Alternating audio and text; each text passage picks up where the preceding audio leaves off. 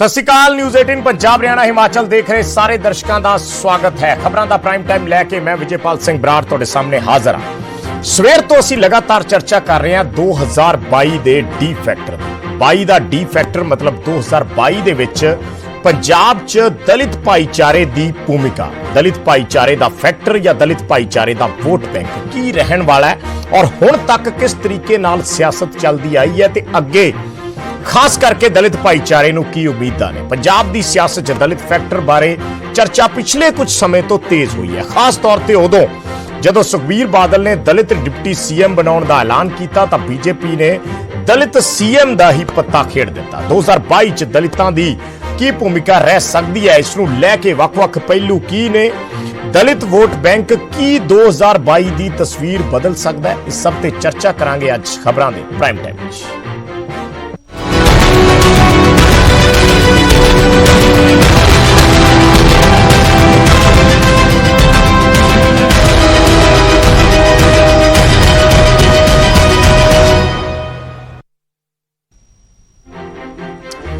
ਸੋ 22 ਦੇ D factor ਦਾ ਅਸੀਂ ਜ਼ਿਕਰ ਕਰ ਰਹੇ ਹਾਂ। ਸਵੇਰ ਤੋਂ ਲਗਾਤਾਰ ਮਹਾ ਕਵਰੇਜ ਨਿਊਜ਼ 18 ਪੰਜਾਬ ਹਰਿਆਣਾ ਹਿਮਾਚਲ ਤੇ ਜਾਰੀ ਹੈ।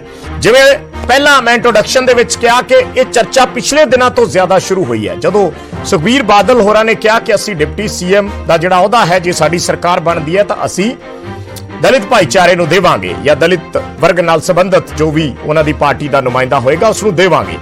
ਉਸ ਤੋਂ ਬਾਅਦ ਬੀਜੇਪੀ ਨੇ ਕਿਹਾ ਕਿ ਅਸੀਂ ਪੰਜਾਬ ਦੇ ਵਿੱਚ ਸੀਐਮ ਦਾ ਚਿਹਰਾ ਦਲਿਤ ਭਾਈਚਾਰੇ ਨੂੰ ਰੱਖਾਂਗੇ ਔਰ ਮੂਹਰੇ ਲੈ ਕੇ ਆਵਾਂਗੇ। ਉਸ ਤੋਂ ਬਾਅਦ ਵੱਖਰੇ ਤਰ੍ਹਾਂ ਦੀ ਇੱਕ ਚਰਚਾ ਪੰਜਾਬ ਦੇ ਵਿੱਚ ਸ਼ੁਰੂ ਹੋ ਗਈ, ਕਿਉਂਕਿ ਪੰਜਾਬ ਦੀ ਸਿਆਸਤ ਜਿਹੜੀ ਹੈ ਹੁਣ ਤੱਕ ਪੰਜਾਬ ਦੇ ਵਿੱਚ ਇਹ ਮੰਨਿਆ ਜਾਂਦਾ ਹੈ ਕਿ ਸਿੱਖ ਚਿਹਰਾ ਔਰ ਖਾਸ ਕਰਕੇ ਜੱਟ ਸਿੱਖ ਭਾਈਚਾਰੇ ਨਾਲ ਸੰਬੰਧਿਤ ਵਿਅਕਤੀ ਪੰਜਾਬ ਦੀ ਸੱਤਾ ਤੇ ਹੁਣ ਤੱਕ ਕਾਬਜ਼ ਰਹੇ ਨੇ। ਜੇ ਪਿਛਲੇ 20-25 ਸਾਲ ਦੀ ਪੰਜਾਬ ਦੀ ਸਿਆਸਤ ਵੀ ਦੇਖ ਲਈਏ, ਵੈਸੇ ਤੇ ਲੰਬੇ ਸਮੇਂ ਤੋਂ ਇਹ ਚੱਲਦੀ ਆ ਰਹੀ ਹੈ, ਪਰ ਜੇ ਪਿਛਲੇ 20-25 ਸਾਲ ਦੀ ਜਿਹੜੇ ਅੱਜ ਦੇ ਨੌਜਵਾਨ ਨੇ ਉਹ ਵੀ ਜੇ ਪੰਜਾਬ ਦੀ ਸਿਆਸਤ ਨੂੰ ਜਿੰਨਾ ਕੁ ਦੇਖਦੇ ਨੇ ਜਾਂ ਸਮਝਦੇ ਨੇ ਤਾਂ 1997 ਦੇ ਵਿੱਚ ਬਾਦਲ ਸਰਕਾਰ ਆਈ, ਪ੍ਰਕਾਸ਼ ਸਿੰਘ ਬਾਦਲ ਸੀਐਮ ਰਹੇ, 2002 ਚ ਕੈਪਟਨ ਅਮਰਿੰਦਰ ਸਿੰਘ ਬਣ ਗਏ, ਫਿਰ 2007 ਤੋਂ ਲੈ ਕੇ 2017 ਤੱਕ ਫਿਰ ਪ੍ਰਕਾਸ਼ ਸਿੰਘ ਬਾਦਲ ਰਹੇ, ਹੁਣ ਫਿਰ ਕੈਪਟਨ ਅਮਰਿੰਦਰ ਸਿੰਘ ਪੰਜਾਬ ਦੀ ਸੱਤਾ ਤੇ ਕਾਬਜ਼ ਨੇ। ਔਰ ਇਹ ਮੰਨਿਆ ਜਾਂਦਾ ਹੈ ਕਿ ਪੰਜਾਬ ਦੀ ਸਿਆਸਤ ਜਿਹੜੀ ਹੈ ਖਾਸ ਕਰਕੇ ਮੁੱਖ ਮੰਤਰੀ ਦਾ ਚਿਹਰਾ ਜੱਟ ਸਿੱਖ ਭਾਈਚਾਰੇ ਦੇ ਆਲੇ ਦੁਆਲੇ ਇਹ ਕੁਰਸੀ ਘੁੰਮਦੀ ਹੈ।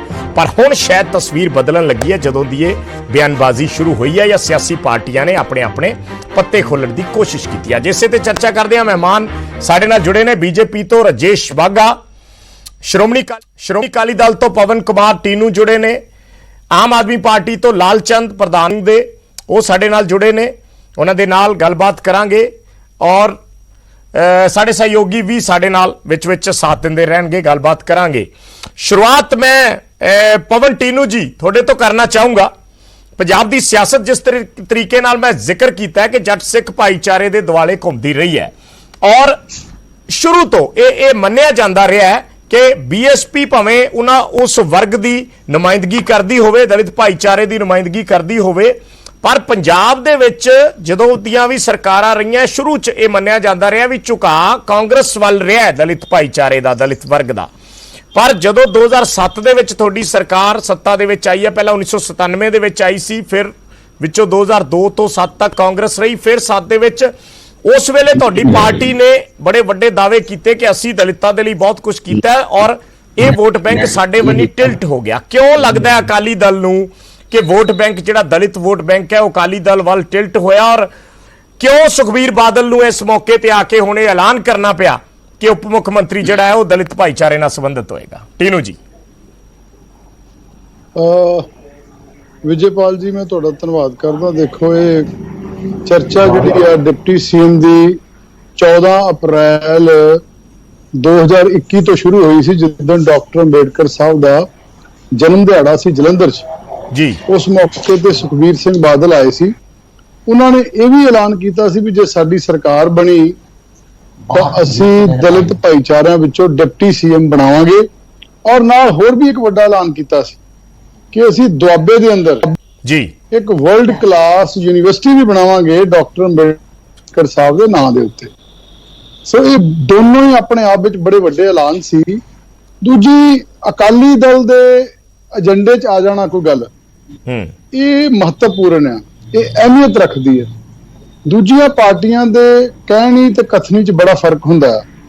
ਕਾਂਗਰਸ ਦੇ ਤਾਂ ਬਹੁਤ ਹੀ ਸ਼ੁਰੂ ਤੋਂ ਆਪਾਂ ਦੇਖਿਆ, ਜਦੋਂ ਤੋਂ 1950 ਤੋਂ ਸਰਕਾਰਾਂ ਬਣਨੀਆਂ ਸ਼ੁਰੂ ਹੋਈਆਂ, ਲੇਕਿਨ ਅਕਾਲੀ ਦਲ ਨੇ ਜੋ ਕੁਝ ਵੀ ਅੱਜ ਤੱਕ ਕਿਹਾ, ਜਿਹੜਾ ਅਕਾਲੀ ਦਲ ਦਾ ਇਤਿਹਾਸ ਆ, ਉਹ ਦਲਿਤਾਂ ਨੂੰ ਨਾਲ ਲੈਣ ਦਾ ਤੇ ਦਲਿਤਾਂ ਨੂੰ ਉਂਗਲੀ ਫੜ ਕੇ ਚਲਾਉਣ ਦਾ ਇਤਿਹਾਸ ਰਿਹਾ ਹੈ। ਇਸ ਕਰਕੇ ਚਰਚਾ ਇਹਦੀ ਉਸ ਦਿਨ ਤੋਂ ਹੀ ਬਣੀ ਆ, 14 ਅਪ੍ਰੈਲ ਤੋਂ। ਉਸ ਤੋਂ ਬਾਅਦ ਦੂਜੀਆਂ ਪਾਰਟੀਆਂ ਨੂੰ ਵੀ ਕੁੱਦਣਾ ਪਿਆ ਵਿੱਚ, ਵੀ ਲੈ ਵੀ ਅਸੀਂ ਤਾਂ ਪਿੱਛੇ ਰਹਿ ਗਏ, ਤੇ ਉਹਨਾਂ ਨੂੰ ਫਿਰ ਬੀਜੇਪੀ ਨੂੰ ਕਹਿਣਾ ਸੀ ਮੁੱਖ ਮੰਤਰੀ ਬਣਾ ਦੇਾਂਗੇ। ਚਾਹੇ ਕੋਈ ਪਹਿਲਾਂ ਆਇਆ ਜਾਂ ਬਾਅਦ ਚ ਆਇਆ, ਗੇਮ ਤੇ ਸਾਰੀ ਵੋਟ ਬੈਂਕ ਦੀ ਹੈ ਨਾ। ਚਲੋ ਇਹਨੂੰ ਆਪਣੀ ਆਪਣੀ ਆਪਾਂ ਦ੍ਰਿਸ਼ਟੀ ਨਾਲ ਦੇਖ ਸਕਦੇ ਹਾਂ। ਇੱਕ ਤਾਂ ਇਹ ਆ ਵੀ ਰਾਜ ਸੱਤਾ ਵਿੱਚ ਸਾਂਝੇਦਾਰੀ ਹਰ ਵਰਗ ਦੀ ਹੋਣੀ ਚਾਹੀਦੀ ਹੈ। ਠੀਕ ਹੈ। ਜੇ ਆਪਾਂ ਇਹ ਦੇਖੀਏ ਬਈ ਇੱਕ ਬਰਾਦਰੀ, ਬਾਕੀ ਇਹਦਾ ਦੇਖੋ ਸਾਂਝੇਦਾਰੀ ਹੋਣੀ ਚਾਹੀਦੀ ਸਾਰਿਆਂ ਦੀ, ਰਾਜ ਸੱਤਾ 'ਚ ਵੀ, ਰਾਜਨੀਤੀ 'ਚ ਵੀ, ਆਰਥਿਕਤਾ ਵਿੱਚ ਵੀ, ਤੇ ਸਮਾਜਿਕ ਸਿਸਟਮ ਵਿੱਚ ਵੀ ਸਾਨੂੰ ਸਭ ਨੂੰ ਇੱਜ਼ਤ ਮਾਨ ਸਨਮਾਨ ਮਿਲਣਾ ਚਾਹੀਦਾ ਹੈ। ਠੀਕ ਹੈ। ਵਿਜੇਪਾਲ ਜੀ, ਵਿਡੰਬਨਾ ਇਹ ਹੈ ਕਿ ਇਸ ਦੇਸ਼ 'ਚ ਜਿਨ੍ਹਾਂ ਨੂੰ ਆਪਾਂ ਦਲਿਤ ਕਹਿੰਦੇ ਆ, ਬਹੁਤ ਸਾਰੀਆਂ ਅਨੇਕਾਂ ਜਾਤੀਆਂ ਹੈ। ਬਿਲਕੁਲ ਬਿਲਕੁਲ, ਉਹਦੇ 'ਚ ਬਹੁਤ ਸਾਰੇ ਵਰਗ ਨੇ। ਇਹਨਾਂ ਨੂੰ ਆਰਥਿਕ ਤੌਰ ਤੇ ਬਿਲਕੁਲ ਵਿਹੂਣਾ ਕਰਕੇ ਰੱਖਿਆ, ਖਾਲੀ ਕਰਕੇ ਰੱਖਿਆ। ਇਸੇ ਕਰਕੇ ਜਿਹੜੇ ਇਹ ਕੋਈ ਨਾ ਕੋਈ ਨਾਅਰੇ ਜਿਹੜੇ ਹੁੰਦੇ, ਨਾਅਰੇ ਉਹ ਨਾਅਰਿਆਂ ਦੇ ਇਹ ਚੱਕਰ 'ਚ ਆ ਜਾਂਦੇ ਆ। ਲੇਕਿਨ ਜੇ ਇਹਨਾਂ ਨੂੰ ਐਜੂਕੇਸ਼ਨ ਤੌਰ ਤੇ ਆਵਾਜ਼ ਨਹੀਂ ਸੁਣ ਰਹੀ ਜੀ। ਜੀ ਜੀ ਤੁਸੀਂ ਕਹਿ ਸਕਦੇ ਹੋ ਆਪਣੀ ਗੱਲ, ਮੈਨੂੰ ਆ ਰਹੀ ਹੈ ਆਵਾਜ਼ ਤੁਹਾਡੀ ਟੀਨੂ ਜੀ। ਆਵਾਜ਼ ਕੱਟੀ ਜਾ ਰਹੀ ਹੈ ਵਿਜੇਪਾਲ ਜੀ। ਨਹੀਂ, ਮੈਨੂੰ ਤੁਹਾਡੀ ਆਵਾਜ਼ ਆ ਰਹੀ ਹੈ ਕਲੀਅਰ, ਬੜਾ ਸਾਫ਼ ਸੁਣ ਰਿਹਾ ਜਿਹੜੀ ਗੱਲ ਤੁਸੀਂ ਕਰ ਰਹੇ ਹੋ। ਅੱਛਾ, ਮੈਂ ਇਹ ਕਹਿ ਰਿਹਾ ਸੀ ਮੁੱਖ ਰੂਪ ਵਿੱਚ ਆਜ਼ਾਦੀ ਤੋਂ ਬਾਅਦ ਹੁਕਮਰਾਨਾਂ ਦੀ ਇਹ ਜ਼ਿੰਮੇਵਾਰੀ ਬਣਦੀ ਸੀ ਕਿ ਸਾਰੇ ਹੀ ਦੇਸ਼ ਦੇ ਵਸਿੰਦਿਆਂ ਨੂੰ ਬਰਾਬਰ ਦੇ ਮੌਕੇ ਦਿੰਦੇ। ਠੀਕ ਹੈ। ਅਪਰਚੁਨਿਟੀਜ਼ ਮਿਲਦੀਆਂ। ਲੇਕਿਨ ਬਦਕਿਸਮਤੀ ਨਾਲ ਹੁਕਮਰਾਨਾਂ ਨੇ ਸਮਾਜ ਦੇ ਪਿੱਛੇ ਰਹਿ ਗਏ ਤਬਕੇ ਨੂੰ ਬਰਾਬਰ ਦੇ ਮੌਕੇ ਨਹੀਂ ਦਿੱਤੇ, ਜਿਹਦੇ ਕਰਕੇ ਹੁਣ ਆਹ ਜੀਆਂ ਗੱਲਾਂ ਚੱਲਦੀਆਂ ਜੀ, ਅਸੀਂ ਮੁੱਖ ਮੰਤਰੀ ਬਣਾ ਦਿਆਂਗੇ, ਅਸੀਂ ਉਹ ਕਰ ਦਿਆਂਗੇ। ਤੇ ਇਹ ਅਕਾਲੀ ਦਲ ਨੇ ਜਿਹੜੀ ਗੱਲ ਕਹੀ ਆ, ਉਹਨੂੰ ਆਪਾਂ ਅਲੱਗ ਦ੍ਰਿਸ਼ਟੀ ਨਾਲ ਦੇਖੀਏ। ਕਾਂਗਰਸ, ਬੀਜੇਪੀ, ਦੂਜੀਆਂ ਪਾਰਟੀਆਂ ਜਿਹੜੀਆਂ ਗੱਲ ਕਰਦੀਆਂ, ਇਹ ਰਾਜਨੀਤੀ ਹੈ ਟੋਟਲ। ਕਿਉਂਕਿ ਇਹਨਾਂ ਦੇ ਹੁਣ ਕਾਂਗਰਸ ਰਾਜ ਵਿੱਚ ਰਹੀ ਹੈ, ਬੀਜੇਪੀ ਅੱਜ ਰਾਜ ਵਿੱਚ ਆ, ਪੂਰੇ ਦੇਸ਼ ਵਿੱਚ ਸੱਤਾ ਦਾ ਇਹਨਾਂ ਦਾ ਡੰਕਾ ਖੜਕ ਰਿਹਾ। ਬੀਜੇਪੀ ਤਾਂ ਨਾਰੇ ਨਾ ਦੇਵੇ ਮੁੱਖ ਮੰਤਰੀ ਬਣਾਉਣ ਦੇ, ਬੀਜੇਪੀ ਤਾਂ ਵੈਲਫੇਅਰ ਕਰਕੇ ਦਿਖਾ ਦੇਵੇ, ਕਿਉਂਕਿ ਪ੍ਰਧਾਨ ਮੰਤਰੀ ਇਹਨਾਂ ਦਾ ਪਾਵਰ ਸਾਰੀ ਇਸ ਵੇਲੇ ਇਹਨਾਂ ਕੋਲ ਆ। ਠੀਕ ਹੈ। ਇਹ ਤਾਂ ਆਰਥਿਕ ਰੂਪ ਵਿੱਚ ਹਿੱਸੇਦਾਰੀ ਦੇ ਕੇ ਦਿਖਾ ਲੈ। ਚਲੋ ਆਪਾਂ ਰਜੇਸ਼ ਬਾਗਾ ਜੀ ਬੈਠੇ ਨਾਲ। ਬਾਗਾ ਜੀ ਸੁਣ ਲਿਆ ਹੋਣਾ ਤੁਸੀਂ ਟੀਨੂ ਜੀ ਨੂੰ, ਜ਼ਿਆਦਾ ਮੈਂ ਰਿਪੀਟ ਨਹੀਂ ਕਰੂੰਗਾ। ਸਿੱਧਾ ਉਹਨਾਂ ਨੇ ਕਿਹਾ ਕਿ ਅਕਾਲੀ ਦਲ ਜਿਹੜਾ ਹੈ ਉਹ ਉਸਨੇ ਗੰਭੀਰਤਾ ਦੇ ਨਾਲ, ਸੰਜੀਦਗੀ ਦੇ ਨਾਲ ਇਸ ਮੁੱਦੇ ਨੂੰ ਲਿਆ, ਔਰ ਬਾਕੀ ਪਾਰਟੀਆਂ ਪੋਲਿਟਿਕਸ ਕਰ ਰਹੀਆਂ ਨੇ। ਬੀਜੇਪੀ ਨੇ ਵੀ ਅਕਾਲੀ ਦਲ ਤੋਂ ਬਾਅਦ ਇੱਕ ਕਦਮ ਹੋਰ ਅੱਗੇ ਜਾ ਕੇ ਵਧਾਇਆ, ਔਰ ਦਲਿਤ ਭਾਈਚਾਰੇ ਨੂੰ ਜਿਹੜੀ ਸੀਐਮ ਦਾ ਚਿਹਰਾ ਸਾਹਮਣੇ ਰੱਖਣ ਦਾ ਪੱਤਾ ਖੇਡਿਆ, ਵੋਟ ਬੈਂਕ ਦਾ ਖੇਡਿਆ। ਬਾਗਾ ਜੀ। ਵਿਜੇਪਾਲ ਜੀ ਤੁਸੀਂ, ਹਾਂਜੀ ਵਿਜੇਪਾਲ ਜੀ, ਇਹ ਟੀਨੂ ਜੀ ਨੇ ਕਿਹਾ ਵੀ ਅਕਾਲੀ ਦਲ ਨੂੰ ਵੱਖਰਾ ਦੇਖੋ, ਬਾਕੀ ਰਾਜਨੀਤਿਕ ਪਾਰਟੀਆਂ ਨੂੰ ਵੱਖਰਾ ਦੇਖੋ। ਮੈਨੂੰ ਲੱਗਦਾ ਇਹ ਗਲਤ ਆ ਗੱਲ ਜੀ, ਕਿਉਂਕਿ ਸਾਰੀਆਂ ਪਾਰਟੀਆਂ ਇਸ ਵੇਲੇ ਸ਼ਡਿਊਲ ਕਾਸਟਾਂ ਦੀ ਗੱਲ ਕਰ ਰਹੀਆਂ। ਪਹਿਲਾਂ ਆਮ ਆਦਮੀ ਪਾਰਟੀ ਨੇ 2017 ਚ ਕਿਹਾ ਸੀ ਵੀ ਅਸੀਂ ਦਲਿਤ ਡਿਪਟੀ ਸੀਐਮ ਬਣਾਵਾਂਗੇ। ਉਸ ਤੋਂ ਬਾਅਦ ਕੈਪਟਨ ਸਾਹਿਬ ਨੇ ਵੀ ਕਹਿਤਾ। ਅੱਜ ਕੈਪਟਨ ਸਾਹਿਬ ਦੀ 4 ਸਾਲ ਸਰਕਾਰ ਹੋ ਗਈ ਆ, ਪਰ ਜੋ ਸ਼ਡਿਊਲ ਕਾਸਟਾਂ ਦਾ ਪੰਜਾਬ 'ਚ ਹਾਲਾਤ ਆ, ਜੋ ਆਫੀਸਰ ਲੱਗਣੇ ਚਾਹੀਦੇ ਆ ਉਹਨਾਂ ਦੇ ਆਫੀਸਰ ਨਹੀਂ, ਗਜ਼ਟਡ ਆਫੀਸਰ ਲੱਗੇ ਜ਼ਿਲ੍ਹਿਆਂ 'ਚ। ਤੇ ਉਸ ਤੋਂ ਬਾਅਦ ਅਕਾਲੀ ਦਲ ਨੇ ਜਦੋਂ ਆ ਕੇ ਡਾਕਟਰ ਅੰਬੇਡਕਰ ਜੀ ਦੇ ਜਨਮ ਦਿਨ ਤੇ ਜਲੰਧਰ ਕਹਿਤਾ ਵੀ ਡਿਪਟੀ ਸੀਐਮ ਬਣਾਵਾਂਗੇ। ਉਸ ਤੋਂ ਪਹਿਲਾਂ ਤੁਹਾਨੂੰ ਯਾਦ ਹੋਣਾ ਕਿ ਭਾਰਤੀ ਜਨਤਾ ਪਾਰਟੀ ਨੇ 2007 ਦੇ ਵਿੱਚ ਚੌਧਰੀ ਸਵਾਨਾ ਰਾਮ ਜੀ ਦੇ ਵਾਸਤੇ ਬਹੁਤ ਸਾਰੀਆਂ ਮੀਡੀਆ ਚਰਚਾ ਹੋਈਆਂ ਸੀ, ਬਹੁਤ ਥਾਵਾਂ ਤੇ ਖਬਰਾਂ ਲੱਗੀਆਂ ਸੀ। ਫਿਰ 2012 ਚ ਭਗਤ ਚੁੰਨੀ ਲਾਲ ਜੀ ਜਿਹੜੇ ਸਾਡੇ ਵਿਧਾਇਕ ਦਲ ਦੇ ਨੇਤਾ ਸੀ, ਕਿਉਂਕਿ ਵਿਧਾਇਕ ਦਲ ਦਾ ਨੇਤਾ ਹੀ ਡਿਪਟੀ ਸੀਐਮ ਜਦੋਂ ਦੋ ਪਾਰਟੀਆਂ ਦਾ ਗੱਠਜੋੜ ਹੁੰਦਾ ਉਦੋਂ ਬਣਾਈਦਾ। ਉਦੋਂ ਅਕਾਲੀ ਦਲ ਕੋਲ ਮੌਕਾ ਸੀ ਇਹ ਸਾਡਾ ਗੱਠਜੋੜ ਦਾ ਵੀ ਧਰਮ ਨਿਭਾਉਂਦੇ ਤੇ ਨਾਲ ਸਾਨੂੰ ਡਿਪਟੀ ਸੀਐਮ ਵੀ ਦਿੰਦੇ। ਤੁਹਾਨੂੰ ਯਾਦ ਹੋਣਾ ਅਟਵਾਲ ਸਾਹਿਬ, ਚੰਦਜੀਤ ਅਟਵਾਲ ਜੀ ਸਾਡੇ 202 ਲੋਕ ਸਭਾ ਮੈਂਬਰ ਸੀ, ਇਹਨਾਂ ਦੇ ਸਿਰਫ 2 MP ਸੀ। ਅਸੀਂ ਉਹਨਾਂ ਨੂੰ ਮਾਨ ਸਨਮਾਨ ਦਿੱਤਾ ਗੱਠਜੋੜ ਦੇ ਕਾਰਨ, ਡਿਪਟੀ ਸਪੀਕਰ ਬਣਾਇਆ ਸੀ ਪੂਰੇ ਭਾਰਤ 'ਚ। ਉਹ ਬਲਕਿ ਸੰਵਿਧਾਨਿਕ ਸਪੀਕਰ ਲੋਕ ਸਭਾ ਦੇ ਵਿੱਚ ਸਾਡਾ ਤੇ ਸਿਰਫ ਇੱਕ ਹਾਂ ਬਿਲਕੁਲ ਬਿਲਕੁਲ ਭਾਰਤੀ ਜਨਤਾ ਪਾਰਟੀ ਨੇ ਬਣਾਇਆ ਸੀ, ਬਿਨਾਂ ਮੰਗ ਤੋਂ ਬਣਾਇਆ ਸੀ। ਇਹਨਾਂ ਨੇ ਸਾਡੀ ਮੰਗ ਹੋਣ ਦੇ ਬਾਵਜੂਦ ਵੀ ਅਸੀਂ ਤਾਂ ਦੋ ਪਾਰਟੀਆਂ ਦਾ ਪੁਰਾਣਾ ਗੱਠਜੋੜ ਹੋਣ ਦੇ ਕਾਰਨ ਸਿਰਫ 5 ਸਾਲ ਜਿੱਦਾਂ ਮਰਜ਼ੀ ਨਿਭਾਏ, ਪਰੰਤੂ ਅਸੀਂ ਕਿਹਾ ਨਹੀਂ ਵੀ ਸਾਡਾ ਧੱਕਾ, ਕਿਉਂਕਿ ਪਰ ਦੱਸਦਾ ਸੀ ਵੀ ਅਸੀਂ ਭਗਤ ਚੁੰਨੀ ਲਾਲ ਜੀ ਨੂੰ ਡਿਪਟੀ ਸੀਐਮ ਬਣਾਉਣਾ ਚਾਹੁੰਦੇ ਆ। ਉਦੋਂ ਤੇ ਅਕਾਲੀ ਦਲ ਨੇ ਜਦੋਂ ਦਲਿਤ ਬਣ ਸਕਦਾ ਸੀ ਉਦੋਂ ਬਣਾਇਆ ਨਹੀਂ। ਆਮ ਤੌਰ ਤੇ ਮੈਂ ਵੀ ਕਹਿੰਦਾ ਵੀ ਇਸ ਵੇਲੇ ਜਿਹੜੀਆਂ ਪਾਰਟੀਆਂ ਸੱਤਾ 'ਚ ਨਹੀਂ ਪੰਜਾਬ 'ਚ, ਉਹ ਕਮ ਸੇ ਕਮ ਆਪਣੀ ਪਾਰਟੀ 'ਚ ਅਹੁਦੇ ਦੇ ਦੇਣ, ਆਪਣੇ ਜ਼ਿਲ੍ਹਾ ਪ੍ਰਧਾਨ ਬਣਾ ਦੇਣ। ਕੋਈ ਵੀ ਜ਼ਿਲ੍ਹਾ ਪ੍ਰਧਾਨ ਨਹੀਂ ਆ। ਭਾਰਤੀ ਜਨਤਾ ਪਾਰਟੀ ਨੇ ਜ਼ਿਲ੍ਹਿਆਂ 'ਚ ਵੀ ਤੇ ਪ੍ਰਦੇਸ਼ 'ਚ ਵੀ ਤੁਹਾਨੂੰ ਇੱਕੋ ਪਾਰਟੀ ਇੰਡੀਆ 'ਚ ਨਜ਼ਰ ਆਊਗੀ ਜਿੱਥੇ ਰਿਜ਼ਰਵੇਸ਼ਨ ਮਹਿਲਾ ਲਈ ਵੀ ਆ, ਉਹ ਭਾਰਤੀ ਜਨਤਾ ਪਾਰਟੀ ਮਹਿਲਾਵਾਂ ਨੂੰ ਆਫਿਸਰ ਬਣਾਉਂਦੀ ਆ, ਜ਼ਿਲ੍ਹੇ ਦੇ ਪ੍ਰਧਾਨ ਬਣਾਉਂਦੀ ਆ, ਤੇ ਨਾਲ ਜਿਹੜੇ ਸ਼ਡਿਊਲ ਕਾਸਟ ਤੇ ਸ਼ਡਿਊਲ ਟ੍ਰਾਈਬ ਇਹਨਾਂ ਨੂੰ ਵੀ ਲੈਂਦੀ ਆ, ਕਿਉਂਕਿ ਇਹ ਸੰਵਿਧਾਨਿਕ ਤੌਰ ਤੇ ਆ। ਸ਼੍ਰੋਮਣੀ ਕਮੇਟੀ 'ਚ ਵੀ ਸੰਵਿਧਾਨਿਕ ਤੌਰ ਤੇ ਮੈਂਬਰ ਬਣਦੇ ਆ। ਨਾ ਉੱਥੇ ਕਦੀ ਮਾਨ ਸਨਮਾਨ ਮਿਲਿਆ, ਨਾ ਕਦੀ ਪਾਰਟੀ 'ਚ ਮਿਲਿਆ। ਕਿਸੇ ਵੀ ਪਾਰਟੀ ਨੇ, ਚਾਹੇ ਕਾਂਗਰਸ ਆ, ਆਮ ਆਦਮੀ ਪਾਰਟੀ ਆ ਜਾਂ ਦੂਸਰੀ ਆ, ਉਹ ਆਪਣੇ ਸੰਗਠਨ 'ਚ ਹੀ ਦੱਸ ਦੇਵੇ ਕਿੰਨੇ ਜ਼ਿਲ੍ਹਾ ਪ੍ਰਧਾਨ ਪੰਜਾਬ 'ਚ ਬਣਾਏ ਆ, ਕਿਉਂਕਿ ਪੰਜਾਬ ਦੀ ਗੱਲ ਚੱਲਦੀ ਆ ਤੇ ਪੰਜਾਬ ਤੇ ਦੱਸਣ ਤੇ ਕਿੰਨੇ ਗਾ।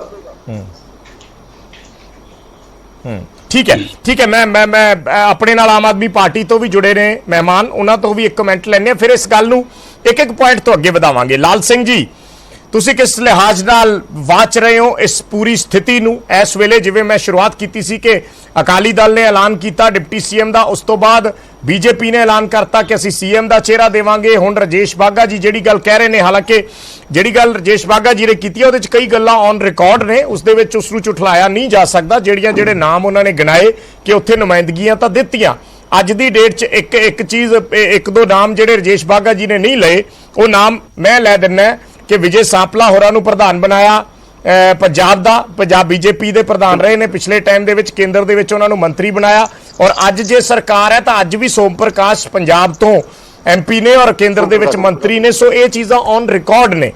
ਸੋ ਤੁਸੀਂ ਕਿਸ ਲਿਹਾਜ਼ ਨਾਲ ਦੇਖਦੇ ਹੋ, ਜਾਂ ਆਮ ਆਦਮੀ ਪਾਰਟੀ ਇਸ ਭਾਈਚਾਰੇ ਦੇ ਵੋਟ ਬੈਂਕ ਨੂੰ ਕਿਸ ਲਿਹਾਜ਼ ਨਾਲ ਵਾਚ ਰਹੀ ਹੈ? ਪਹਿਲੀ ਗੱਲ ਤਾਂ ਜਾਦਵਿੰਦਰ ਜੀ, ਤੁਹਾਡਾ ਵਿਜੇਪਾਲ ਬੋਲ ਰਿਹਾ ਜੀ, ਬੜਾ ਵਧੀਆ ਇਸ਼ੂ ਆਪਣੇ ਚੈਨਲ ਤੇ ਚੁੱਕ ਰਹੇ ਹੋ। ਮੇਰੇ ਸ਼ਾਇਦ ਕੋਈ ਨੈਟਵਰਕਿੰਗ ਦੀ ਪ੍ਰੋਬਲਮ ਹੈ, ਮੈਂ ਫਿਰ ਯਤਨ ਕਰੂੰਗਾ ਆਪਣੀ ਗੱਲ ਸਾਫ਼ ਕਰਨ ਦਾ। ਜੀ। ਸਾਰੇ ਦੋਸਤਾਂ ਨੂੰ ਮੇਰੇ ਵੱਲੋਂ ਸਤਿ ਸ਼੍ਰੀ ਅਕਾਲ। ਮੈਂ ਪਹਿਲੀ ਗੱਲ ਤੇ ਇਹ ਹੈ ਵੀ ਕਿਸੇ ਵੀ ਰਾਜਨੀਤਿਕ ਮਜਬੂਰੀ 'ਚ ਕਹਿ ਲਓ ਜਾਂ ਕਿਸੇ ਵੀ ਮਾਹੌਲ ਦੇ ਵਿੱਚੋਂ ਜੇ ਕੋਈ ਸਿਆਸੀ ਦਲ ਪੰਜਾਬ ਦਾ ਜਾਂ ਦੇਸ਼ ਦਾ ਕਿਤੇ ਸੂਬੇ ਦੇ ਅੰਦਰ ਦਲਿਤਾਂ ਨੂੰ ਮੁੱਖ ਮੰਤਰੀ ਬਣਾਉਣ ਦੀ ਗੱਲ ਕਰਦਾ ਜਾਂ ਭਾਰਤ ਦੇ ਪ੍ਰਧਾਨ ਮੰਤਰੀ ਬਣਾਉਣ ਦੀ ਗੱਲ ਕਰਦਾ, ਤੇ ਮੈਂ ਓਨੈਸਟਲੀ ਮੈਂ ਇਸ ਗੱਲ ਦਾ ਸਵਾਗਤ ਕਰਾਂਗਾ ਵੀ ਇਹ ਇੱਕ ਚੰਗੀ ਸ਼ੁਰੂਆਤ ਹੈ। ਠੀਕ ਹੈ। ਇਹ ਉਹ ਲੋਕ ਨੇ ਜਿਹੜੇ ਸਦੀਆਂ ਤੋਂ ਸਮਾਜਿਕ ਤੌਰ ਤੇ ਦੁਰਕਾਰੇ ਗਏ ਆ, ਇਹਨਾਂ ਨੂੰ ਬਿਲਕੁਲ ਆਈਸੋਲੇਟ ਕਰਕੇ ਰੱਖਿਆ ਗਿਆ। ਸੋ 1947 ਤੋਂ ਬਾਅਦ ਜਦੋਂ ਭਾਰਤ ਦਾ ਸੰਵਿਧਾਨ ਬਣਦਾ ਤੇ ਉਸ ਸੰਵਿਧਾਨ ਦੇ ਅੰਦਰ ਕੰਸੀਡਰ ਕਰਕੇ ਇੱਕ ਵੱਡੀਆਂ ਗੱਲਾਂ ਜਾਂ ਕੁਝ ਵਿਵਸਥਾਵਾਂ ਦਲਿਤਾਂ ਦੇ ਲਈ ਕੀਤੀਆਂ ਗਈਆਂ, ਪਾਰਲੀਮੈਂਟਰੀ ਸਿਸਟਮ ਦੇ ਅੰਦਰ ਵੀ, ਸਭਾਵਾਂ ਦੇ ਅੰਦਰ ਵੀ, ਗਾਂ ਚੱਲ ਕੇ ਪੰਚਾਇਤਾਂ ਤੱਕ ਵੀ ਗੱਲ ਸਾਰੀ ਆਈ ਹੈ। ਸੋ ਮੈਂ ਇਹ ਗੱਲ ਕਹਿਣੀ ਚਾਹੁੰਦਾ ਆ ਵੀ ਸਭ ਤੋਂ ਪਹਿਲੋਂ ਜਿਹੜੀ ਦਲਿਤਾਂ ਦੀ ਜ਼ਿੰਦਗੀ ਆ, ਜਿਸ ਜ਼ਿੰਦਗੀ ਦੇ ਵਿੱਚੋਂ ਗੁਜ਼ਰ ਰਹੇ ਆ, ਉਹ ਦਲਿਤਾਂ ਦੀ ਜ਼ਿੰਦਗੀ ਨੂੰ ਨੇੜੇ ਹੋ ਕੇ ਸਾਰਿਆਂ ਨੂੰ ਤੱਕਣ ਦੀ ਲੋੜ ਆ। ਜਿਨ੍ਹਾਂ ਬਸਤੀਆਂ ਦੇ ਵਿੱਚ, ਜਿਸ ਮਾਹੌਲ ਦੇ ਵਿੱਚ, ਜਿਸ ਗੁਰਬਤ ਦੇ ਵਿੱਚ ਤੇ ਜਿਸ ਸਮਾਜਿਕ ਦਬਕੇ ਦੇ ਵਿੱਚ ਮਤਲਬ ਉਹ ਆਪਣੀ ਜ਼ਿੰਦਗੀ ਜੀ ਰਿਹਾ, ਉਸ ਨੂੰ ਸਮਝਣ ਦੇ ਲਈ ਸਾਨੂੰ ਉਹਨਾਂ ਦੇ ਨੇੜੇ ਜਾਣੇ ਪਊਗਾ। ਤੇ ਦੂਜੀ ਗੱਲ ਮੈਂ ਕਹਿਣੀ ਚਾਹੁੰਦਾ ਵੀ ਦਲਿਤ ਸੀਐਮ ਬਣੇ, ਅਸੀਂ ਇਸ ਗੱਲ ਦਾ ਸਵਾਗਤ ਕਰਦੇ ਆ, ਲੇਕਿਨ ਕੱਲਾ ਇੱਕ ਚਿਹਰੇ ਦੇ ਰੂਪ 'ਚ ਹੀ ਨਾ ਇਹਨੂੰ ਇਸਤੇਮਾਲ ਕੀਤਾ ਜਾਵੇ। ਮੈਂ ਇਹ ਮਹਿਸੂਸ ਕਰਦਾ ਵੀ ਮਾਨਯੋਗ ਰਾਸ਼ਟਰਪਤੀ ਸਾਡੇ ਦਲਿਤ ਨੇ ਭਾਰਤ ਦੇ ਅੰਦਰ, ਪਰ ਜੋ ਕੁਝ ਉਹਨਾਂ ਨਾਲ ਪਿਛਲੇ ਸਮੇਂ ਤੇ ਵਾਪਰਿਆ ਕੋ ਮੰਦਰ ਦੇ ਅੰਦਰ, ਇਹ ਸਾਰੀਆਂ ਗੱਲਾਂ ਜਗ ਜ਼ਾਹਰ ਨੇ। ਸੋ ਇਸ ਕਰਕੇ ਖਾਸ ਕਰਕੇ ਪੰਜਾਬ ਦੇ ਅੰਦਰ ਅਸੀਂ ਕਹਿਣਾ ਚਾਹੁੰਦੇ ਆ ਕਈ ਦਲਿਤ ਵਿਦਿਆਰਥੀਆਂ ਦੇ ਵਜ਼ੀਫਿਆਂ ਦੇ ਉੱਤੇ ਲਗਾਤਾਰ ਡਾਕੇ ਵੱਜ ਰਹੇ ਆ। ਬੜੀਆਂ ਗੱਲਾਂ ਅਸੈਂਬਲੀ 'ਚ ਵੀ ਚੱਲੀਆਂ ਤੇ ਖਾਸ ਕਰਕੇ ਉਦੋਂ 60 ਕਰੋੜ ਰੁਪਏ ਦਾ ਘਟਾਲਾ ਆਉਂਦਾ ਜਦੋਂ ਦਲਿਤਾਂ ਦੇ ਵਿੱਚੋਂ ਜਿਹੜਾ ਆ ਇਸ ਮਹਿਕਮੇ ਨੂੰ ਲੀਡ ਕਰ ਰਿਹਾ ਸਾਡਾ ਮਤਲਬ ਸਤਿਕਾਰਯੋਗ ਮੰਤਰੀ ਆ। ਸੋ ਇਸ ਕਰਕੇ ਦਲਿਤ ਮੁੱਖ ਮੰਤਰੀ ਬਣੇ, ਇਹ ਇੱਕ ਚੰਗਾ ਪੱਖ ਆ। ਪਰ ਨਾਲ ਦੀ ਨਾਲ ਦਲਿਤਾਂ ਦੀ ਬੰਦ ਖਲਾਸੀ ਲਈ, ਮੁਕਤੀ ਲਈ ਜਾਂ ਬਰਾਬਰਤਾ ਲਈ, ਜਿਹੜੀ ਬਰਾਬਰਤਾ ਸਾਡੇ ਗੁਰੂਆਂ ਨੇ ਜਿਹਦਾ ਸੁਪਨਾ ਲਿਆ ਜਾਂ ਜਿਹਦੇ ਬਾਰੇ ਭਗਤ ਸਿੰਘ ਲਿਖਦਾ ਸੂਤਾਂ ਦੇ ਸਵਾਲ ਬਣਾ ਕੇ, ਉਹਦੇ ਲਈ ਜੇ ਕੋਈ ਪ੍ਰੋਗਰਾਮ ਨਹੀਂ ਲਿਖੇ ਜਾਂਦੇ ਉਹਦੇ ਲਈ ਜੇ ਤੁਸੀਂ ਮਤਲਬ ਕੋਈ ਅਜੇ ਤੱਕ ਤਾਂ 85ਵੀਂ ਸੋਧ ਜਿਹੜੀ ਆ ਤੁਸੀਂ ਮੈਂ ਥੋੜਾ ਜਿਹਾ ਇਹਦੇ ਨਾਲ ਰਿਲੇਟਡ ਸਵਾਲ ਪੁੱਛਦਾ ਹੈ। ਤੁਸੀਂ ਜਿਵੇਂ ਜ਼ਿਕਰ ਕੀਤਾ ਅਕਾਲੀ ਦਲ ਨੇ ਕਿਹਾ ਜਾਂ ਬੀਜੇਪੀ ਨੇ ਕਿਹਾ ਜਾਂ ਕਾਂਗਰਸ ਦੇ ਵਿੱਚ ਵੀ ਮੰਗ ਉੱਠ ਰਹੀ ਹੈ ਜਾਂ ਚਰਚਾ ਸੁਣ ਰਹੀ ਹੈ ਕਿ ਦਲਿਤ ਚਿਹਰੇ ਨੂੰ ਵੱਡੀ ਨੁਮਾਇੰਦਗੀ ਦੇਣੀ ਚਾਹੀਦੀ ਹੈ, ਔਰ ਤੁਸੀਂ ਕਿਹਾ ਕਿ ਅਸੀਂ ਸਵਾਗਤ ਕਰ ਰਹੇ ਹਾਂ ਜੇ ਮਿਲਦਾ, ਕੋਈ ਵੀ ਪਾਰਟੀ ਕਵੇ ਤਾਂ ਅਸੀਂ ਇਸ ਦਾ ਸਵਾਗਤ ਕਰਦੇ ਹਾਂ। ਤੁਹਾਡੀ ਆਪਣੀ ਪਾਰਟੀ ਬਾਰੇ, ਤੁਹਾਡਾ ਉਸ ਬਾਰੇ ਕੀ ਹੈ ਕਿ ਤੁਸੀਂ ਆਪਣੀ ਪਾਰਟੀ ਦੇ ਵਿੱਚ ਇਹ ਮੰਗ ਰੱਖਦੇ ਹੋ? ਨਹੀਂ, ਦੇਖੋ ਪਹਿਲੀ ਗੱਲ ਤੇ ਹੈ ਵੀ ਆਮ ਆਦਮੀ ਪਾਰਟੀ ਜਿਹੜੀ ਆ ਉਹਨੇ ਤਾਂ ਪਿਛਲੀਆਂ ਚੋਣਾਂ ਦੇ ਵਿੱਚ ਡਿਪਟੀ ਸੀਐਮ ਬਣਾਉਣ ਦਾ ਐਲਾਨ ਕੀਤਾ ਸੀਗਾ ਪੰਜਾਬ ਦੇ ਅੰਦਰ। ਮੈਂ ਫਿਰ ਆਪਣੀ ਉਸ ਗੱਲ ਤੇ ਆ ਰਿਹਾ ਵਾਂ ਤੇ ਸੀਐਮ ਬਣੇ, ਡਿਪਟੀ ਸੀਐਮ ਬਣੇ, ਇਹਦੇ ਨਾਲ ਬੇਸਿਕਲੀ ਅੱਜ ਦਲਤਾਂ ਦਾ ਚੇਤਾ ਕਿਉਂ ਆ ਗਿਆ? ਇਹ ਗੱਲ ਸਾਡੇ ਸਾਰਿਆਂ ਦੀ ਮਤਲਬ ਜਿਹੜੀ ਆ ਮਤਲਬ ਚਿੰਤਨ ਦਾ ਵਿਸ਼ਾ ਆ ਕਿ ਜਦੋਂ ਅਕਾਲੀ ਦਲ ਪੰਜਾਬ ਦੇ ਅੰਦਰ ਕਿਸਾਨੀ ਦੇ ਵਿੱਚੋਂ ਅਕਾਲੀ ਦਲ ਦਾ ਬੋਰੀਆ ਬਿਸਤਰਾ ਗੋਲ ਹੈ, ਕਿਸਾਨੀ ਅਕਾਲੀ ਦਲ ਤੋਂ ਦੂਰ ਚਲੇ ਗਈ ਆ। ਕਿਸਾਨੀ ਅੰਦੋਲਨ ਤੁਹਾਡੇ ਮਤਲਬ ਸਾਰਿਆਂ ਦੇ ਸਾਹਮਣੇ ਆ। ਸ਼ਹਿਰੀ ਵੋਟਰ ਜਿਹੜਾ ਆ ਕੰਪੈਰੀਟਿਵਲੀ ਜਿਹੜੀ ਆ ਅਕਾਲੀਆਂ ਨੂੰ ਉਹਨਾਂ ਪਸੰਦ ਨਹੀਂ ਕਰਦਾ ਤੇ ਅੱਜ ਅਕਾਲੀ ਦਲ ਦੀ ਪੋਲੀਟੀਕਲ ਮਜਬੂਰੀ ਆ, ਰਾਜਨੀਤਿਕ ਕੁਝ ਮਜਬੂਰੀ ਆ ਵੀ ਉਹ ਗਲਤ ਜਿਹੜਾ ਆ ਉਹ ਚਿਹਰੇ ਦਾ ਪਤਾ ਖੇਡੇ। ਸੋ ਇਸ ਕਰਕੇ ਠੀਕ ਹੈ ਟੀਨੂ ਜੀ, ਇਸੇ ਤੇ ਕਮੈਂਟ ਚਾਹੂੰਗਾ। ਅਕਾਲੀ ਦਲ ਦੀ ਰਾਜਨੀਤਿਕ ਮਜਬੂਰੀ ਹੈ ਕਿਉਂਕਿ ਅਕਾਲੀ ਦਲ ਇੰਨੇ ਮੁੱਦਿਆਂ ਦੇ ਵਿੱਚ ਉਲਝ ਗਿਆ, ਜਿਵੇਂ ਆਮ ਆਦਮੀ ਪਾਰਟੀ ਦੇ ਨੁਮਾਇੰਦੇ ਕਹਿ ਰਹੇ ਨੇ ਕਿ ਅਕਾਲੀ ਦਲ ਇੰਨੇ ਪੁਰਾਣੇ ਮੁੱਦਿਆਂ ਦੇ ਵਿੱਚੋਂ ਹੀ ਨਹੀਂ ਨਿਕਲ ਪਾ ਰਿਹਾ ਜੋ ਪਿਛਲੀ ਸਰਕਾਰ ਦੇ ਸੀ, ਚਾਹੇ ਬੇਅਦਬੀ ਦੇ ਮੁੱਦੇ ਹੋਣ, ਚਾਹੇ ਹੋਰ ਉਸ ਵੇਲੇ ਜਿਹੜੇ ਕੋਈ ਮਾਈਨਿੰਗ ਦੇ ਇਸ਼ੂ ਸੀ ਜਾਂ ਹੋਰ ਕਾਰੋਬਾਰਾਂ ਦੇ ਇਸ਼ੂ ਸੀ, ਉਹ ਅੱਜ ਵੀ ਅਕਾਲੀ ਦਲ ਦੇ ਗਲੇ ਦੀ ਫਾਂਸ ਬਣੇ ਹੋਏ ਨੇ। ਐਸੇ ਵਿੱਚ ਅਕਾਲੀ ਦਲ ਨੂੰ ਇਸ਼ੂ ਚਾਹੀਦਾ ਹੈ ਉਸ ਚੀਜ਼ ਨੂੰ ਕਵਰ ਅਪ ਕਰਨ ਦੇ ਲਈ, ਇਸ ਕਰਕੇ ਅਕਾਲੀ ਦਲ ਦਲਿਤ ਪੱਤਾ ਖੇਲ ਰਿਹਾ। ਟੀਨੂ ਜੀ ਦੇਖੋ ਵਿਜੇਪਾਲ ਜੀ, ਗੱਲ ਇਹ ਆ ਵੀ ਜਿਨ੍ਹਾਂ ਮੁੱਦਿਆਂ ਤੇ ਸਰਕਾਰ ਬਣਾਈ ਸੀ ਕੈਪਟਨ ਅਮਰਿੰਦਰ ਸਿੰਘ ਨੇ ਜੀ ਸਾਨੂੰ ਬਦਨਾਮ ਕਰਕੇ ਮਾਈਨਿੰਗ 'ਚ, ਅੱਜ ਉਹਦੇ ਹਾਲਾਤ ਕੀ ਆ? ਅੱਜ ਲੋਕਾਂ ਨੂੰ 4 ਗੁਣਾ ਵੱਧ ਰੇਤਾ ਦੇ ਭਾਅ ਮਿਲ ਰਹੀ ਹੈ। ਸਾਨੂੰ ਬਦਨਾਮ ਕਰਕੇ ਕਿ ਨਸ਼ੇ ਬੜੇ ਵਿਕ ਰਹੇ ਆ ਜੀ। ਅੱਜ ਨਸ਼ੇ ਦੀ ਡਿਲੀਵਰੀ ਆਮੋ ਆਮ ਹੈ। ਮੈਂ ਨਹੀਂ ਕਹਿ ਰਿਹਾ, ਸੁਰਜੀਤ ਸਿੰਘ ਧਮਾਨ ਕਹਿ ਰਿਹਾ ਕਿ ਕਾਂਗਰਸ ਦੇ ਰਾਜ ਵਿੱਚ 4 ਗੁਣਾ ਨਸ਼ਾ ਹੋ ਗਿਆ। ਫਿਰ ਆ ਗਿਆ ਬੇਅਦਬੀ ਦਾ ਮੁੱਦਾ ਜੀ। ਦੇਖੋ ਬੇਅਦਬੀ ਦੇ ਮੁੱਦੇ ਤੇ ਹੁਣ ਆਪਾਂ ਜੇ ਲੰਬੀ ਚੌੜੀ ਵੱਖਰੀ ਬਹਿਸ ਕਰ ਲਈਏ ਤਾਂ ਉਹਦੇ ਲਈ ਮੈਂ ਤਿਆਰ ਆ। ਠੀਕ ਹੈ ਤੁਹਾਡੀ ਗੱਲ, ਠੀਕ ਹੈ। ਪਰ ਮੈਂ ਹੁਣ ਗੱਲ ਕਹਿਣੀ ਚਾਹੂੰਗਾ, ਜਿਹੜੇ ਲਾਲਚੰਦ ਜੀ ਬੋਲਦੇ ਸੀ ਆਮ ਪਾਰਟੀ ਦਾ, ਮੈਂ ਇਹਨਾਂ ਦਾ ਸਵਾਗਤ ਕਰਦਾ। ਇਹਨਾਂ ਨੇ ਕਿਹਾ ਬਣਨਾ ਚਾਹੀਦਾ, ਠੀਕ ਹੈ, ਮੁੱਖ ਮੰਤਰੀ ਵੀ ਬਣੇ, ਡਿਪਟੀ ਮੁੱਖ ਮੰਤਰੀ ਵੀ ਬਣੇ। ਵੱਡੀ ਗੱਲ ਇਹ ਆ ਕਿ ਉਹ ਕਿਸ ਵਿਚਾਰਧਾਰਾ ਦਾ ਬੰਦਾ ਬਣਦਾ ਜੀ। ਕੀ ਉਹ ਵਿਚਾਰਧਾਰਾ ਦਲਿਤ ਵਿਰੋਧੀ ਤੇ ਨਹੀਂ? ਤੇ ਫਿਰ ਤਾਂ ਮੁਖੌਟਾ ਹੀ ਆ, ਫਿਰ ਤਾਂ ਉਹਦਾ ਰਿਮੋਟ ਕੰਟਰੋਲ ਤੇ ਕਿਤੇ ਹੋਰ ਹੋਏਗਾ। ਸਾਡੇ ਵਿੱਚੋਂ ਰਾਸ਼ਟਰਪਤੀ ਆ, ਸਾਡੇ ਵਿੱਚੋਂ ਗਵਰਨਰ ਵੀ ਬਣੇ, ਸਾਡੇ ਚੋਂ ਮੁੱਖ ਮੰਤਰੀ ਵੀ ਬਣੇ ਆ। ਦੱਸੋ ਕੀ ਸਵਾਲ ਆ? ਹੁਣ ਦੂਜੀ ਗੱਲ ਕਰ ਰਹੇ ਨੇ, ਉਹ ਦੂਜੀ ਗੱਲ ਕਰ ਰਹੇ ਨੇ ਕਿ ਅਕਾਲੀ ਦਲ ਦੀ ਸਿਆਸੀ ਮਜਬੂਰੀ ਬਣ ਚੁੱਕੀ ਹੈ ਆਪਣੀ ਸਿਆਸੀ ਜ਼ਮੀਨ ਨੂੰ ਅੱਗੇ ਮਜ਼ਬੂਤ ਕਰਨ ਦੇ ਲਈ ਦਲਿਤ ਮੈਂ ਦੱਸ ਦਿੰਦਾ ਨੁਮਾਇੰਦਗੀ ਦੇਣਾ। ਇਹ ਦੇਖੋ ਦੂਜੀਆਂ ਪਾਰਟੀਆਂ ਨੇ ਤਾਂ ਸਾਡੀ ਸਟਰੈਂਥ ਨੂੰ ਕਦੀ ਰਿਕੋਗਨਾਈਜ਼ ਕਰਨਾ ਨਹੀਂ, ਉਹਨਾਂ ਦਾ ਫਰਜ਼ ਵੀ ਨਹੀਂ ਬਣਦਾ। ਆ ਹੁਣੇ ਹੀ ਹੱਲੇ ਪਾਰਲੀਮੈਂਟ ਚੋਣਾਂ ਹੋਈਆਂ ਜੀ। ਪਾਰਲੀਮੈਂਟ ਚੋਣਾਂ 'ਚ ਸਾਡਾ ਵੋਟ ਪਰਸੈਂਟੇਜ ਦੇਖ ਲਓ, ਅਸੀਂ 32 ਤੋਂ 43 ਤੇ ਪਹੁੰਚ ਗਏ। ਆ ਹੁਣੇ ਹੀ ਲੋਕਲ ਬਾਡੀ ਇਲੈਕਸ਼ਨ ਹੋ ਕੇ ਹਟੇ ਆ, ਸਾਡੀਆਂ 400 ਦੇ ਕਰੀਬ ਸੀਟਾਂ ਆਈਆਂ ਤੇ ਆਮ ਪਾਰਟੀ ਦੀਆਂ ਮੇਰੇ ਖਿਆਲ 50 ਤੋਂ ਥੱਲੇ ਆਈਆਂ। ਮਤਲਬ ਗੱਲ ਇਹ ਆ ਵੀ ਦੇਖੋ ਵੋਟਾਂ ਨਾਲ ਹੀ ਪਤਾ ਲੱਗਦਾ ਨਾ ਵੀ ਕਿਹਦੇ ਪੱਲੇ ਕੀ ਆ। ਜੇ ਮੈਂ ਇੱਥੇ ਬੈਠਾ ਕਹੀ ਜਾਊਂਗਾ ਜੀ ਕੁਝ ਵੀ ਨਹੀਂ ਪੱਲੇ ਦੂਜਿਆਂ ਦੇ, ਬੀਜੇਪੀ ਦੇ, ਕਾਂਗਰਸ ਦੇ, ਉਹ ਕਹਿਣ ਨਾਲ ਕੋਈ ਫਰਕ ਨਹੀਂ ਪੈਂਦਾ। ਇਹ ਇਲੈਕਸ਼ਨ ਹੀ ਇੱਕ ਐਸਾ ਮਾਧਿਅਮ ਹੁੰਦਾ ਹੈ ਜਿੱਥੇ ਜਾ ਕੇ ਪਤਾ ਲੱਗਦਾ ਵੀ ਕੌਣ ਕਿੰਨੇ ਪਾਣੀ 'ਚ ਖੜਾ ਆ। ਸੋ ਅਕਾਲੀ ਦਲ ਮਜ਼ਬੂਤ ਆ ਬਹੁਤ ਵੱਡੇ ਪੱਧਰ ਤੇ। ਅੱਜ ਪਿੰਡਾਂ 'ਚ ਲੋਕ ਕਹਿ ਰਹੇ ਆ ਵੀ ਲੋਕ ਅਕਾਲੀ ਦਲ ਦੀ ਸਰਕਾਰ ਆਉਣੀ ਆ। ਪਰ ਮੈਂ ਜਿਹੜੀ ਗੱਲ ਅੱਜ ਦੇ ਡਿਬੇਟ ਤੇ ਕਹਿਣੀ ਚਾਹੁੰਦਾ ਆ ਜੀ, ਅੱਜ ਕੇਂਦਰ 'ਚ ਬੀਜੇਪੀ ਦੀ ਸਰਕਾਰ ਆ ਤੇ ਜੇ ਇਹਨਾਂ ਨੂੰ ਜ਼ਿਆਦਾ ਹੇਜ ਆ ਕਿਸੇ ਦਲਿਤ ਨੂੰ ਮੁੱਖ ਮੰਤਰੀ ਬਣਾਉਣ ਦਾ, ਠੀਕ ਹੈ, ਕਿਸੇ ਵੀ ਸੂਬੇ 'ਚ ਬਣਾ ਸਕਦੇ ਆ। ਕਰੀਬ 24-25% ਐਸਸੀ ਆਬਾਦੀ ਯੂਪੀ 'ਚ, ਠੀਕ ਹੈ, ਇਹ ਉੱਥੇ ਯੂਪੀ 'ਚ ਬਣਾ ਸਕਦੇ ਆ। ਯੋਗੀ ਫੇਲ ਹੋ ਗਿਆ, ਉੱਥੇ ਕਿੰਨੀ ਦੁਨੀਆ ਮਰ ਗਈ ਆ, ਠੀਕ ਹੈ, ਉੱਥੇ ਚੇਂਜ ਕਰ ਸਕਦੇ ਆ। ਦਲਿਤ ਨੂੰ ਬਣਾ ਦੇਣ, ਉੱਥੇ ਹੈਗੇ ਵੀ ਆ ਬੰਦੇ ਬਹੁਤ ਸਾਰੇ ਸੀਨੀਅਰ ਐਮਐਲਏ ਆ। ਹੋਰ ਕਿਤੇ ਬਣਾ ਦੇਣ, ਹਰਿਆਣੇ 'ਚ ਬਣਾ ਦੇਣ, ਹਰਿਆਣੇ ਕਿਹੜਾ ਆਬਾਦੀ ਘੱਟ ਆ, ਉੱਥੇ ਵੀ 22-23% ਆ। ਠੀਕ ਹੈ। ਦੂਜਾ, ਕੇਂਦਰ 'ਚ ਇਸ ਵੇਲੇ 100 ਤੋਂ ਵੱਧ ਐਮਪੀ ਬੀਜੇਪੀ ਦੇ ਆ ਸ਼ਡਿਊਲ ਕਾਸਟ ਜੀ, ਤੇ ਮਿਨਿਸਟਰ ਬਣਾਏ ਕੈਬਨਿਟ ਦੇ ਸਿਰਫ 2। ਆ ਜਿਹੜਾ ਸੋਮ ਪ੍ਰਕਾਸ਼ ਜੀ ਦਾ ਨਾਮ ਲਿਆ, ਇਹ ਤਾਂ ਵਿਚਾਰੇ ਸਟੇਟ ਮਿਨਿਸਟਰ ਆ ਜੀ ਜੀ। ਇਹਨਾਂ ਦੇ ਕੋਲ ਕੋਈ ਫੈਸਲਾ ਲੈਣ ਦਾ, ਕੋਈ 1 ਰੁਪਏ ਦਾ ਵੀ ਦਲਿਤਾਂ ਵਾਸਤੇ ਇੰਡਸਟਰੀ ਡਿਪਾਰਟਮੈਂਟ 'ਚ ਫਾਇਦਾ ਨਹੀਂ ਕਰ ਸਕਦੇ। ਸਾਰੀ ਪਾਵਰ ਜਿਹੜੀ ਆ ਉਹ ਬੀਜੇਪੀ ਦੇ ਉੱਪਰਲੇ ਜਿਹੜੇ ਟੀਮ ਆ ਉਹਦੇ ਕੋਲ ਆ, ਨਰਿੰਦਰ ਮੋਦੀ, ਅਮਿਤ ਸ਼ਾਹ ਤੇ ਆਰਐਸਐਸ ਦੇ ਕੋਲ ਆ। ਅੱਛਾ, ਤੁਹਾਨੂੰ ਯਾਦ ਹੋਣਾ ਬਿਹਾਰ 'ਚ ਇੱਕ ਵਾਰੀ ਨਿਤੀਸ਼ ਕੁਮਾਰ ਨੇ ਜੀਤਨ ਲਾਲ ਮਾਂਝੀ ਨੂੰ ਵੀ ਚੀਫ ਮਿਨਿਸਟਰ ਬਣਾਤਾ ਸੀ। ਠੀਕ ਹੈ, ਤੁਸੀਂ ਦੱਸੋ, ਉਹ ਵੀ ਦਲਿਤ ਸੀ। ਚਲੋ ਕੀ ਤੁਸੀਂ ਉਹ ਪੁਆਇੰਟ ਕਰ ਸਕਿਆ? ਤੁਸੀਂ ਪੁਆਇੰਟ ਇੰਪੋਰਟੈਂਟ ਰੱਖਿਆ ਟੀਨੂ ਜੀ। ਆਪਾਂ ਬਾਗਾ ਜੀ ਬੈਠੇ ਆ, ਜਵਾਬ ਲੈ ਲਈਏ, ਡਿਸਕਸ਼ਨ ਆਪਣੀ ਚੱਲਣੀ ਹੈ ਲੰਬੀ, ਕੋਈ ਚੱਕਰ ਨਹੀਂ ਹੈ। ਬਾਗਾ ਜੀ, ਜਿਹੜੀ ਗੱਲ ਪਵਨ ਟੀਨੂ ਹੋਰੀ ਕਹਿ ਰਹੇ ਨੇ ਕਿ ਤੁਸੀਂ ਪੰਜਾਬ ਦੇ ਵਿੱਚ ਇਹ ਪੱਤਾ ਖੇਡ ਰਹੇ ਹੋ ਕਿ ਅਸੀਂ ਦਲਿਤ ਸੀਐਮ ਦਾ ਬਾਗਾ ਜੀ ਕੋ ਇੱਕ ਸਵਾਲ ਲੈ ਲਓ, ਬਾਗਾ ਜੀ ਕੋ ਇਕੱਠਾ ਕਰ ਲਿਓ। ਇਹਨਾਂ ਨੇ ਕਿਹਾ ਜੀ ਅਸੀਂ ਚਰਨਜੀਤ ਅਡਵਾਲ ਨੂੰ ਡਿਪਟੀ ਸਪੀਕਰ ਬਣਾਇਆ।